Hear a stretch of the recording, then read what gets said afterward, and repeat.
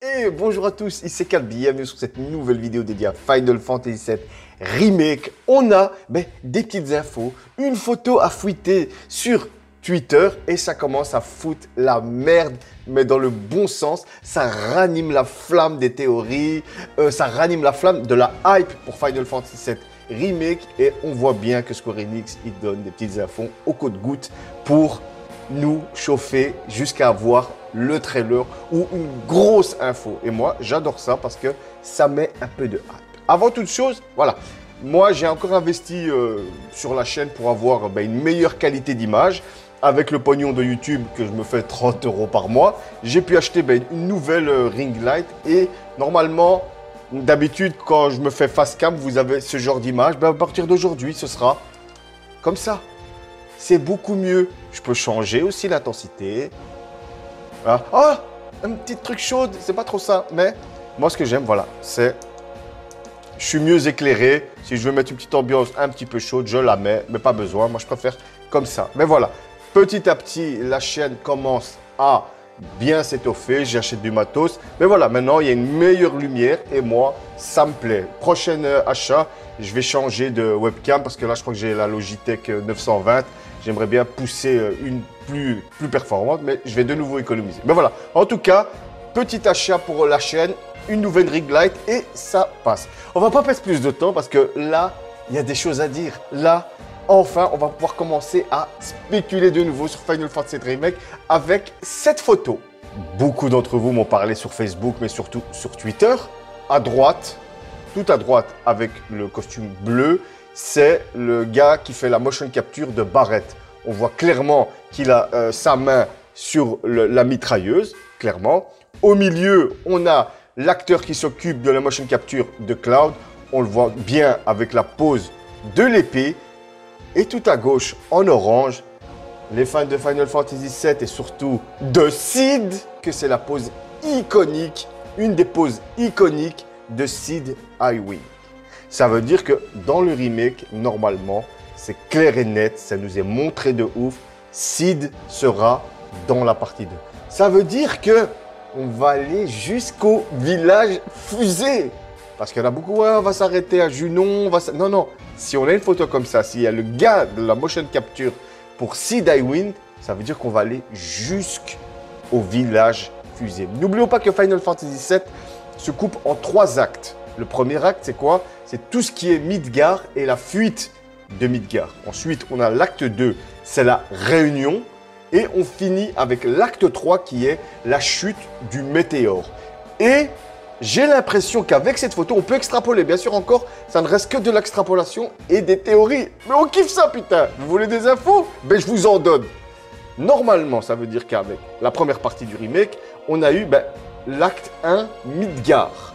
Peut-être que la partie 2 sera l'acte 2. Et s'ils font ça, franchement, ils vont tous nous mettre une claque dans la gueule parce que ça va être un contenu monstrueux. N'oublions pas que Cid, c'est pas un personnage secondaire.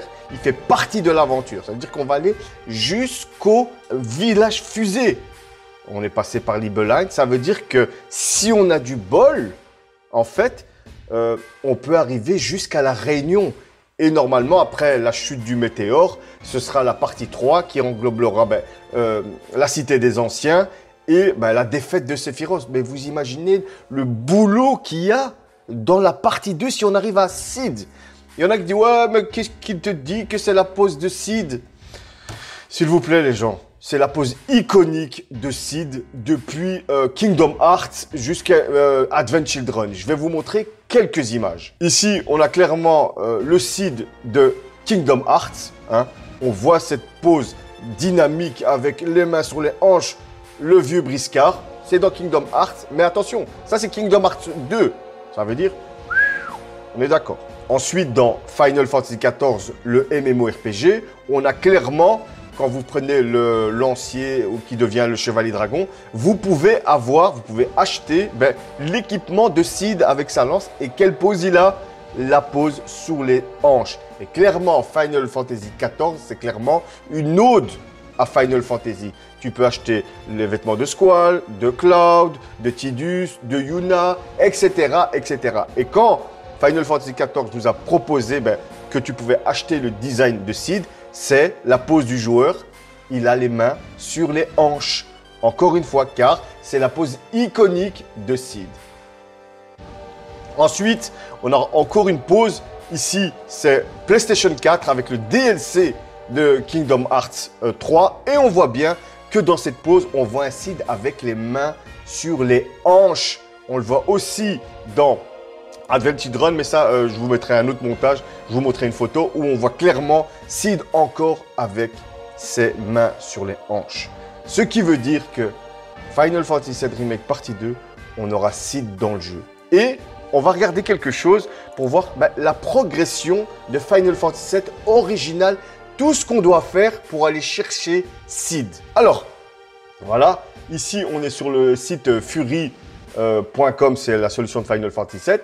On va checker un peu ici, on voit le CD1, on est l'assaut du recteur, c'est le départ. Ok, on a l'assaut du Rector 7, les taudis, le Wall Market, le cimetière des trains, l'ascension du pilier, l'assaut sur le QG de la Shinra et la fuite du QG de la Shinra. C'est là qu'on s'est arrêté dans Final Fantasy VII Remake partie 1. Ça veut dire maintenant, dans la partie 2, on va arriver à Kalm. On doit traverser le marais pour voir le flashback avec Sephiroth, la mine de Mithril, Junon. Il y en a beaucoup qui disaient qu'on allait s'arrêter à Junon. Pourtant, on n'est toujours pas avec Cid. La traversée de l'océan où on doit combattre Genova. Ensuite, on a Costa del Sol, le mont Corel, le Gold Saucer, la prison de Corel qui va nous montrer l'histoire de Barrett avec son ami Dean, le père de Marlène. Ensuite, Gongaga, le village de Zack. On va rencontrer ses parents. Le Canon Cosmos, on va arriver à la Nibelheim reconstruit, le mont Nibelheim et enfin le village fusée. Vous voyez bien qu'on a parcouru beaucoup de contenu du CD1 pour arriver à Cid. Et après, quand vous voyez, il ne reste pas grand-chose pour terminer le CD1 en fait. La découverte du monde, ça, c'est le monde ouvert, on va dire. Après, tu as le Yutai, la clé de pierre qu'on va aller faire... pour le temple des anciens et ensuite la cité des anciens où normalement Iris elle meurt. Et ce serait l'idéal pour arrêter la partie 2 à ce moment-là parce qu'après, comme vous voyez, il reste quand même le CD2 et on pourrait faire une partie 3 avec, pour arriver jusqu'à la fin. Car on n'oublie pas qu'il y a beaucoup de contenu annexe, on va aller chercher au trésor, ça veut dire que si Square Enix arrive à faire 3 parties, ils sont trop forts. Perso, on verra, on attendra parce qu'il y a quand même beaucoup de contenu. Mais déjà, comme je vous ai montré, avant d'arriver au village fusée, on a beaucoup de choses à faire. Et clairement, ils ne vont pas s'arrêter au village fusée. Il ne reste rien pour arriver à la cité des anciens. L'idéal, c'est d'arrêter à, soi-disant, mort d'Iris et nous donner un climax de fou. Clairement, avec ces infos, pour moi, Cid Highwind est dans la partie 2. Vous voyez comment une simple photo peut nous faire extrapoler des choses, peut nous faire réfléchir sur le média avec une simple pause. Les gars, s'il vous plaît, c'est une bonne pause de merde. Ça déchire. Rien qu'en regardant le gars faire la pose de Cid Highwind, tu vois déjà, ah, Cid, il sera là. Et qui dit Cid dit aussi Vincent parce qu'on va à la Nibelheim. Et à Nibelheim, il y a quoi? Il y a le manoir Shinra où est endormi Vincent. Ça veut dire que Vincent pourra peut-être être un DLC. Mais si c'est un DLC, ça veut dire qu'on n'est même pas arrivé au village fusée. Pourtant, on voit déjà Cid. Ça veut dire qu'on pourra aller chercher aussi Vincent. Et c'est là où ça permet de rêver de nouveau. On peut avoir Vincent et Cid. Déjà, Nanaki, alias Red 13, il sera dans le groupe. Il sera un personnage jouable. C'est-à-dire qu'on aura Tifa, Iris, Cloud, Barrett, Nanaki en personnage jouable, d'office Cid Highwind. Et normalement, on doit voir aussi Yuffie. Normalement, dans cette partie 2, l'équipe pourrait être au complet. Vu qu'on va aller au Gold Saucer, on va récupérer ce crevé Kite. C'est un truc de ouf, les gars. Une simple photo peut nous montrer mais des choses énormissimes. Bien sûr, là, tout ça, c'est que de la spéculation. Mais ils sont intelligents de faire fuiter une petite photo par-là, une petite photo par-là. Et après, ils vont donner le trailer. Et on l'a d'office. Ils vont nous montrer Sid Iwin. Mais moi, où je me pose la question, c'est Vincent. Parce qu'on a bien vu le traitement qu'a eu Yuffie. Yuffie est un personnage secondaire qui n'apparaît pas dans la trame, on va dire, principale. C'est à nous à aller la chercher. Mais là, avec Final Fantasy VII Remake, on nous a fait un DLC pour canoniser Yuffie. Mais cette partie 2 va avoir un contenu de ouf. Ça va être un... Mais putain, le jeu va être long de dingue. Oh là là, je sais pas. En tout cas, c'est une petite vidéo. On attend des infos de ouf. On veut des infos. Maintenant, rien que qu'en faisant tout ça de Final Fantasy VII, tu deviens fou. Mais n'oublie pas qu'ils ont rajouté le type Grand. On a rajouté Rocher. On a rajouté le personnage là qui travaillait à... un truc là, pour Don Corneo, la fille là qui faisait la journaliste, j'ai oublié, c'est Kyrie, j'ai oublié leur nom. Leslie et Kyrie, Kiné, j'ai oublié. Voilà, mais cette partie 2 va être monstrueuse. Cette partie 2 va être monstrueuse avant d'arriver au village fusée pour aller recruter Sid. Il y a un cheminement de ouf. Je vous rappelle, en 3 actes. Le premier acte, Midgar et la fuite de la ville. Acte 2, c'est tout ce qui est la réunion. Et l'acte 3, c'est la chute du météore. Quand vous voyez le CD3 de Final Fantasy VII, il n'y a quasi rien dedans. Niveau histoire, il n'y a quasi rien. Et c'est surtout un CD pour le boss final, vous voyez. Mais dans la partie 3, on peut mettre beaucoup plus, vous voyez. Et moi, je me dis qu'il y a moyen que Final Fantasy Remake se passe en 3 parties. Parce que rien qu'avec cette photo de la pose de Sid Iwing, on voit déjà qu'on va aller au village fusée. Il nous montre le trio des hommes. Barrett, Cloud et Sid Iwin. Il y a moyen de faire un petit jeu. S'il vous plaît, plus d'infos. Et petit message à tous ceux qui me disent « Ouais, mais calme-toi, ça sert à tactique. » Je m'excite, d'accord? Je m'excite, je m'exalte. Ça fait plaisir de pouvoir recommencer à réfléchir. Là, voilà. Rien qu'avec une photo, on a pu spéculer dans tac. Je suis en train de tourner en rond là, mais c'est tellement stylé de ouf, putain. J'espère vraiment que la partie 2 va être à la hauteur. Parce que voilà, moi, je suis le premier visé. Tout le monde me défonce avec Final Fantasy VII Remake. On va pas se mentir, ouais, t'es un lèche-cul, c'est un jeu de merde, un jeu vendu en kit. Je m'en bats les couilles de vos dieux. Vous faites ce que vous voulez, vous pensez ce que vous voulez. Moi, je le sens bien. Et pour ma part, ils ne peuvent pas foirer avec Final Fantasy VII Remake. C'est impossible.